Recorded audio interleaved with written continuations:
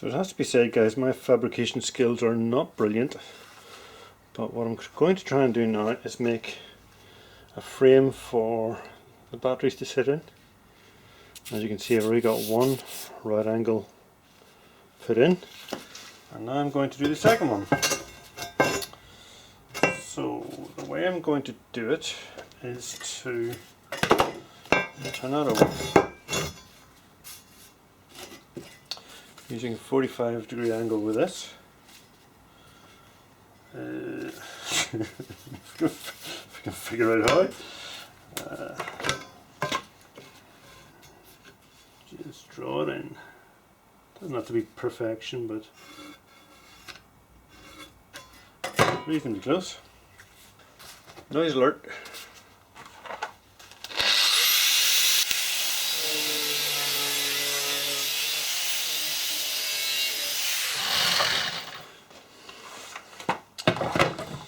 Right, so as you can see, we now have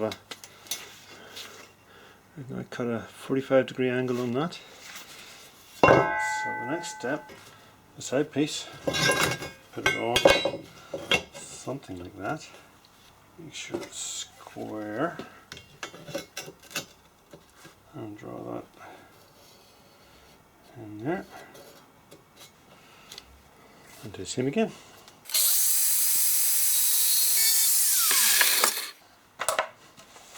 Right, so now those two are buttoned up against each other nicely, but what I'll do next is bevel the edges so that when you go to weld, I've got a V-joint to fill.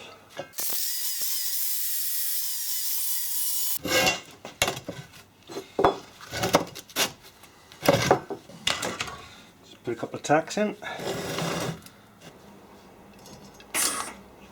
Oops.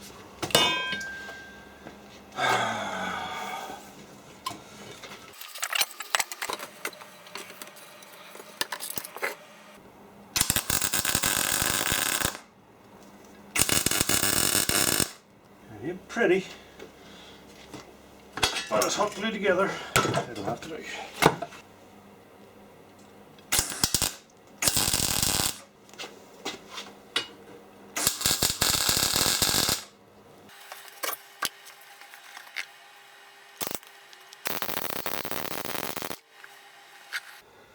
Well, as you can see, guys, I've welded tabs on the side of this, and the tabs, well, hold this, something like that. I'm about to put some holes in this, and shall weld bolts into this, so the bolts come up and through the holes, and then nuts on the top. That's the plan.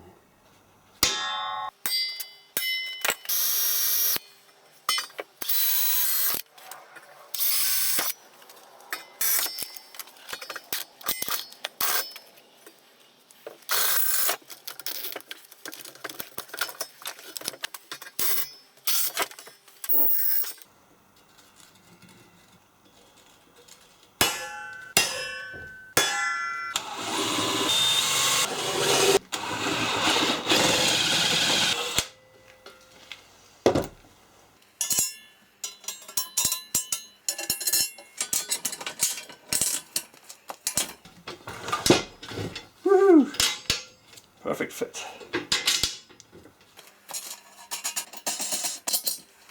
It doesn't happen often that I drill holes and everything just matches.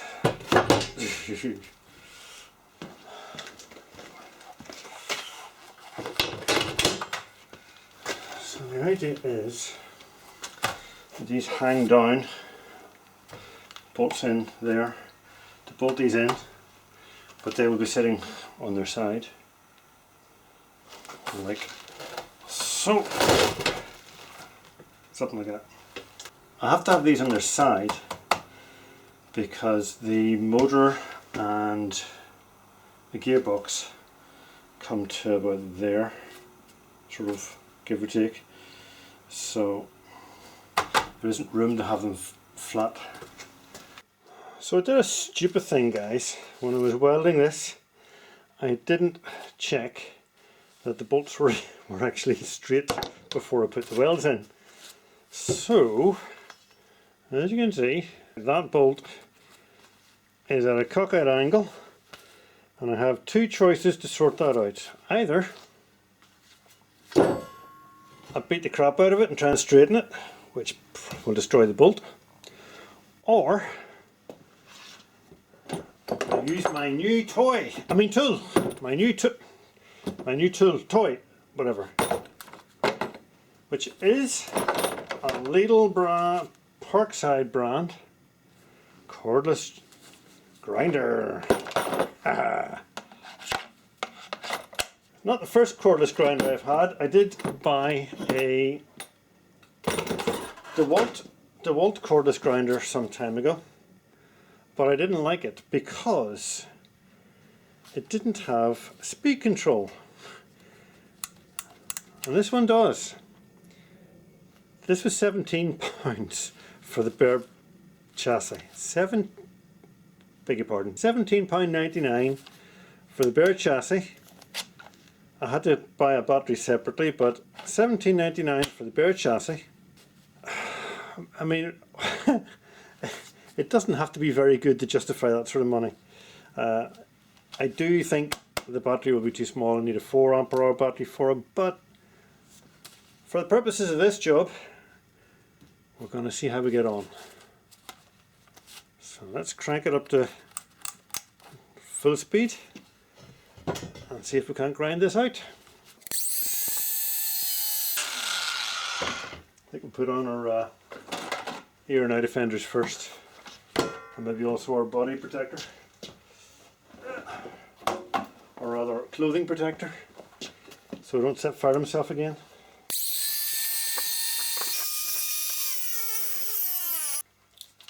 So this is my first time using this new cordless grinder, and not the most powerful thing in the world, I would have to say. 17 quid?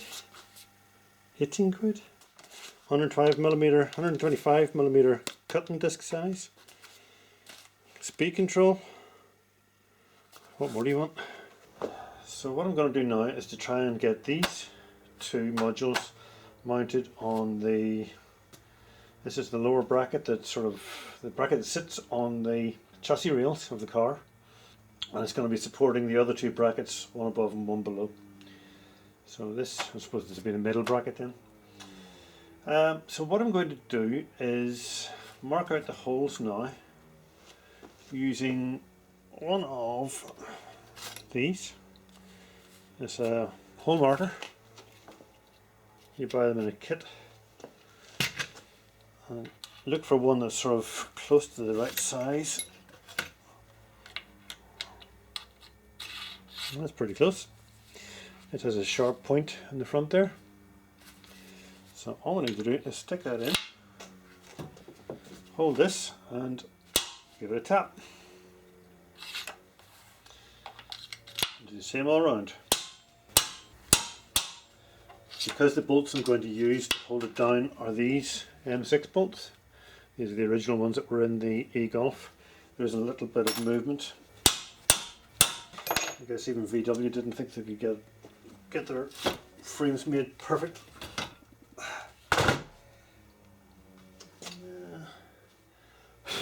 Sometimes it's hard to see the marks, but I can more or less see them. So 5mm drill, and then an M6 tap, and just screw them in.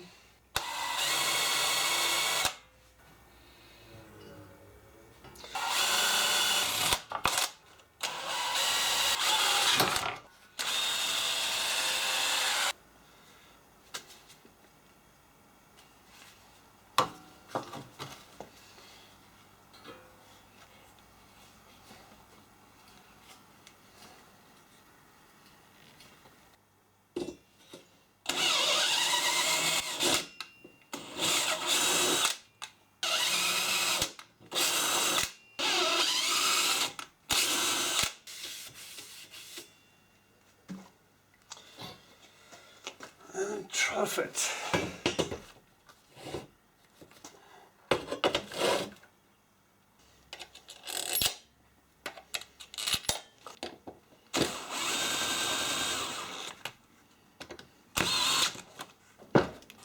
There we go. Now something sorted. Once again, tip it over, and we can put nuts on the bottom to make sure everything's 100% secure. Excellent. So as you can see, guys, we have the lower battery box is completely screwed together. So what I'm going to do now is put it onto the trolley jack it up into position and bolt it in. I have this frame completely secured, bolted in. So I'll get this jacked up now. I'll try and get the camera in a position where you can actually see what I'm doing and bolt it in. This is the first time I've tried to bolt it in with the batteries in place, actually screwed into it. I'm hoping it'll work alright. Can't see any reason why it, well, it's not going to be easy, but I can't see any reason why it shouldn't work. And as you can see, I've already got the cables, this 35mm cable, in position there, already sitting there ready to, or connected to the batteries. And there is a link across between these two batteries here. Hence why I've got tape on the ends so they don't short out.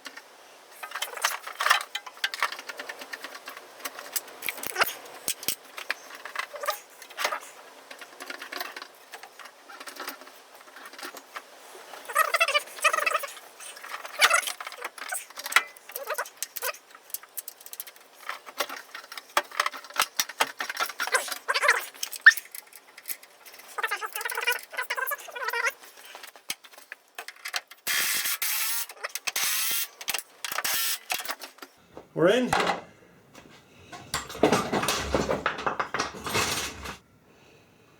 Okay guys, well what you can see there is the tops of the batteries that are in the lower compartment. These screws have to be all taken out. There's 6 or 7 of them.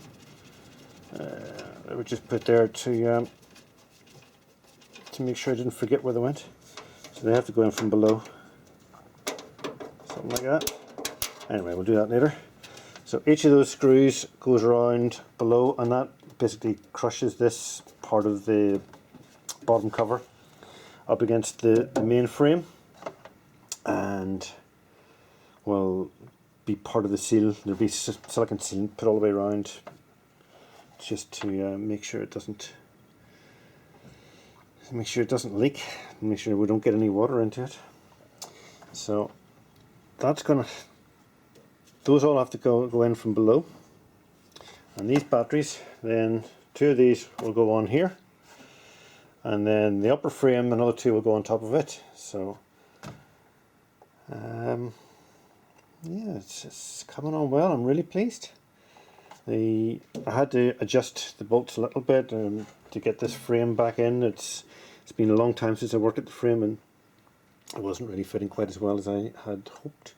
So I had to do a little bit of more work to that today, but we're getting there. We're definitely heading in the right direction. The purpose of all of this is to try and do a dry run, just to get the the vehicle moving under its own power.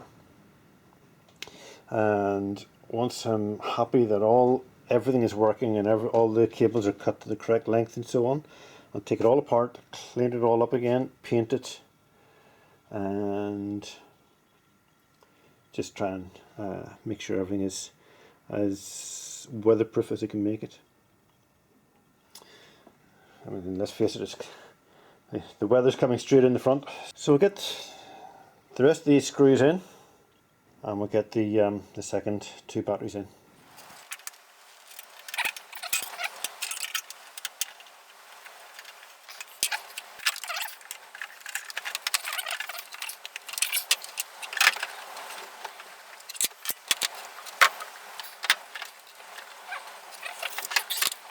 Yeah, there's always seems to be issues that crop up when you're not really expecting, but this screw, when it goes down through there,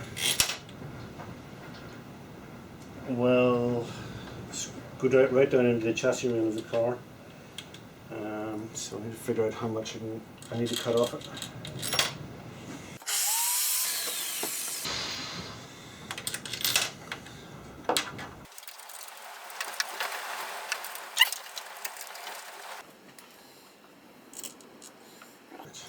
We'll get a little link on first,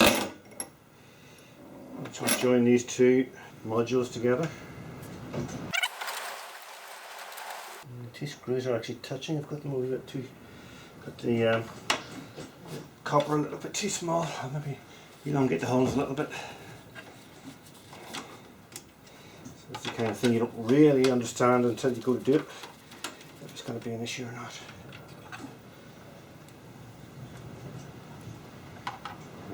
Just going to elongate the hole a little.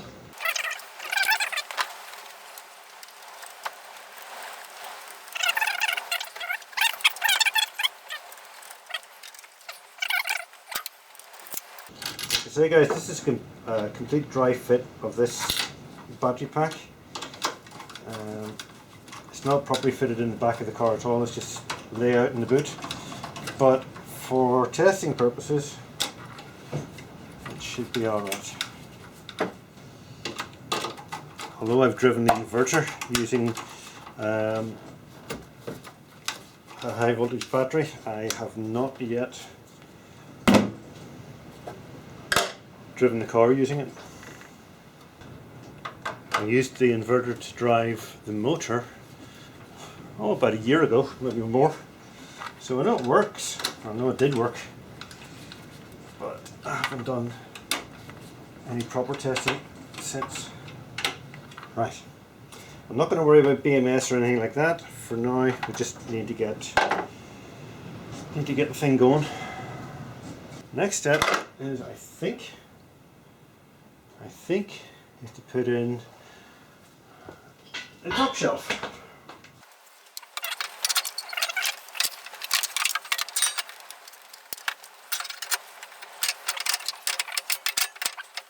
Right, we'll get our nuts on that. No pun intended.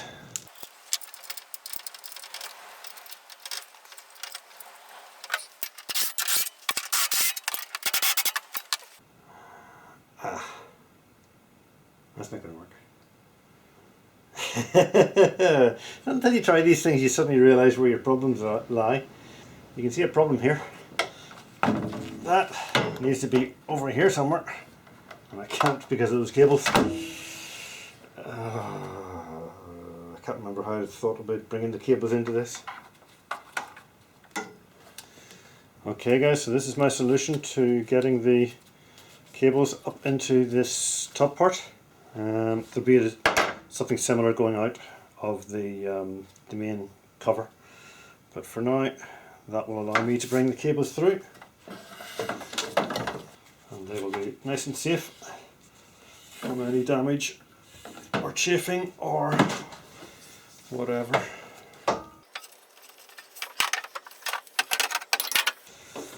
The last thing I want is my frame of my car to suddenly go live. Now, it won't because it'll be fused, but I don't want to run the risk of blowing that fuse.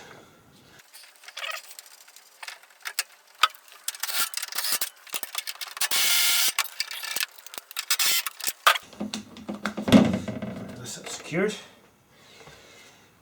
Good. Cables are through safely and out of the way, I think. I think they're out of the way.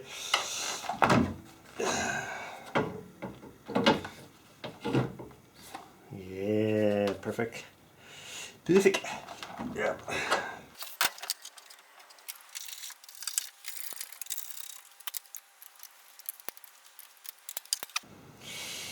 Oh, damn. You fucking idiot. Right.